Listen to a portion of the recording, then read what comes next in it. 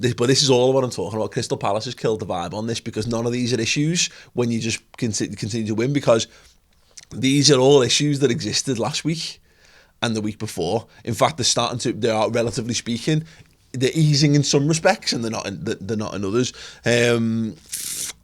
This is the world we're in, unfortunately, where everything was balanced on a knife edge. We've left it to that point of the campaign where, whatever issues needed to be fixed haven't been fixed. We are kind of flying by the seat of our pants right now, and it's dead annoying. I mentioned this, I think, a little bit on the final word, maybe, that Liverpool have not proven themselves capable of being a team that can hold on to a lead or be in the ascendancy, and that's not just in footy. I mean, not just in an individual match, but in the table. Underdog, exactly, and that's the only thing that I cling on to in this, is that maybe it needs to get as bad. It needs to get as close to the wire in order to shock us into life. Like having you've got an exam the next day and you start your revision, or your homework's due in the morning and you start it when you've had fucking 6 months to do it. That kind of thing. I really wish, though, that this wasn't how our football club was set up. Yeah, it's ingrained in the club at the moment, isn't it? Going back to probably the last league title, every time we've won something, we've done it the hard way, and we've clawed our way there and stuff. And maybe every club feels like that. Maybe it's one of those. Yeah. Maybe it's one of those things. Like, I'm sure Manchester United never, when they were winning titles every season, though. But look, I don't know what the answer is. We've had a problem with defending that seems to be systematic over the last 4 or 5 managers. We've had a problem with holding on to leads for God knows how many years. We've had a problem from being favourites. What have we been good at? We've been good at coming back. We've been good at being the underdog, and I don't know how this translates to a different group of players, but it just seems to, whether it's something that comes from the fans, whether it's something about the club, who knows. But all across football, there's teams that have these traits, and it's not the same traits as us, but traits that are ingrained in their football club. This is it, and this is why it's become the DNA of Liverpool Football Club, and this is why it's the same DNA that allows us to win a European Cup final out of nothing, because we have a European pedigree. You know what I mean? And that it's inexplicable that a team so far removed from the great teams of the 70s and the 80s and whatever should be able to do those things. But it's weird how Liverpool and clubs have those certain type of things going for them. Even Klopp mentioned it. Did we do it last week? Klopp even said it's almost like this is the Liverpool way, and it's like, well, how do we change that? How do we stop Liverpool from being plucky underdogs? How do we go back to being an elite football club? Winners. Yeah. Winners. Yeah. It's got to be that simple. People who are used to winning and who will win at all costs, and not just from a losing position. People that start the game with the mentality of, we're going to go out there and beat these because we're better than them, and just go and do it and prove it. And well, it's you need more winners in your squad. It's that thing, isn't it? Because you looked into this about how many winners Liverpool actually had in the squad, and where does it compare?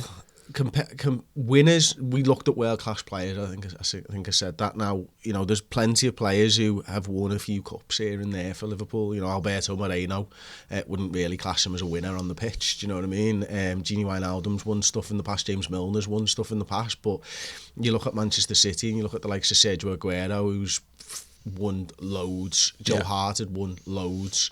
Individual awards as well, not just team awards.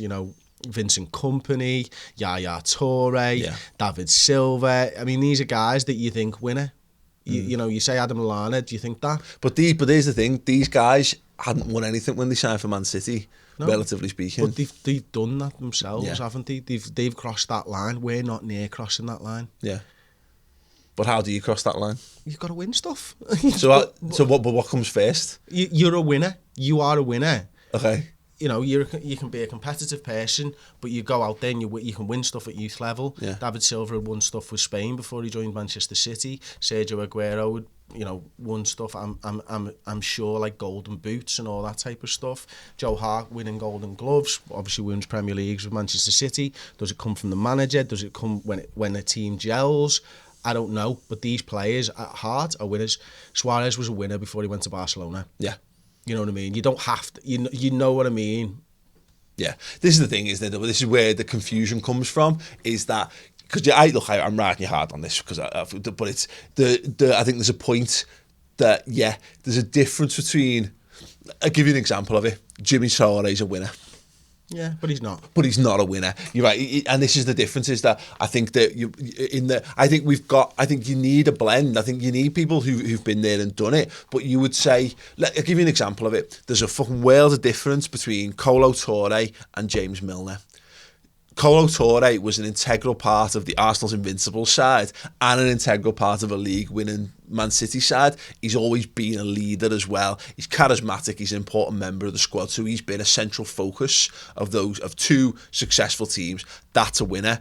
James Milner, I like James Milner, and I think he's got the right attributes in that, his work rate and the design, his passion and what have you. But James Milner was never an integral part at Man City the same way as the aforementioned Aguero, Yaya Toure, Vincent Kompany, Kolo, even Joe Hart to some extent. And this is what we're doing at the minute, is that we've got loads of guys who've got league titles. As you say, Gini Wijnaldum's won Dutch titles. You've got Lazar Markovic, who's won titles in 2 different countries. Prior to joining us, couldn't get a look in at Liverpool. Moreno, similarly, go through it. There's plenty of guys who've got silverware in the cabinet and medals. But how many of those guys are the guys from those teams? How many of the guys who were the ones who, were the absolute the spine of a winning football team? How many of those guys are world class? Exactly.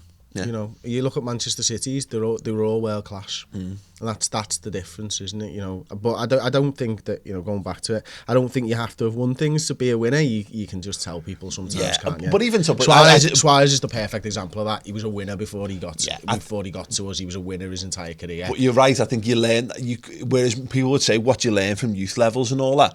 I think you learn a lot, to be perfectly honest. I think there's the people who would have looked at Michael Owen in Liverpool's youth team as a great, is it Mike Yates, who's now a coach at Liverpool, like a youth coach, and he talks about being Liverpool's youth highest scorer. He was their best centre forward, and then Michael Owen came in, and within a season, even though he had loads of development time still to go, they basically went, listen mate, you're not for us, because Michael Owen had come in and totally set the bar of what was expected. Jimmy Carragher was a fucking centre forward coming through Liverpool's youth ranks. But the point is I think you're right in that, to some degree, is that maybe we need to be looking less at them, how many cups players have lifted at a senior level, and more of what their contributions been in the teams that they've been in so far. I'd rather be going and taking, you want players who have carried teams to some extent. Again, these are not absolutes, because Jermaine Pennant carried the Birmingham team and was only ever a bit part player at Liverpool. But I think you're right in more of that. Looking into the past and finding guys who've just got that absolute hunger, that absolute desire to succeed, and that's what Liverpool lack. And what we're talking about, winners and leaders. Cockiness. I think cockiness has got something to do with it. Guys who take the field and go, I'm better than you and I know it, I'm going to prove it. Yeah. Too often when Liverpool come against a team that are just sat back, there's no one there to just take the game by. Yeah. Well, look at the this. Scruff of the neck. Look at, again, I was critical of him, but I discussed this on Social Club this week. Man United bought Zlatan for that express purpose, because he's able to shoulder all the fears of this young team as it's being built around him. He goes out injured. Oh, hang on, Wayne Rooney's back. Say what you want about Wayne Rooney. Yeah. Doesn't panic in tight situations. The guy's been there and done it. He's another one. He's a born winner. And I'm not suggesting Liverpool need to go out and buy Wayne Rooney in any way, shape or form. But this is the thing, what it comes back to is that Liverpool need to completely change their policy on who we're buying in these things, because it's all well and good buying the next great ...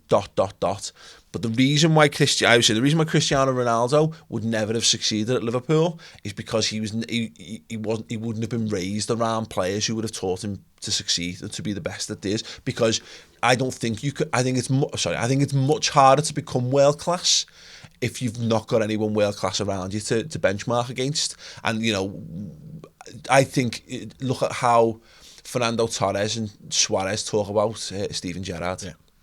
Because for as much as he ended up a wane in power, he was a world-class player with a world-class attitude to everything that he did in the game, and that's only going to make them better footballers. Of course it is. Whereas look at us now. It's all well and good having all the promise in the world. But, and again, this does buy it back into the vibe thing all again, because I'm so down on everything at the moment. But, you know, we need to, Liverpool, you've been banging on about it for weeks, and whether it's a centre forward or whether it's whatever, Liverpool need to go and buy some talisman. We need to go and buy one or two players who are so fucking good at football that it makes everyone else around them automatically better at football.